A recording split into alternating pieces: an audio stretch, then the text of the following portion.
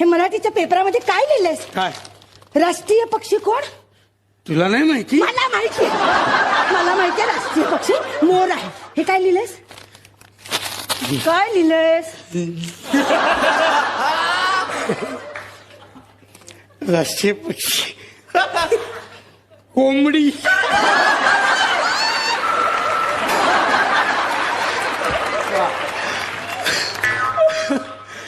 काय लिहिलंयस? कोंबडी.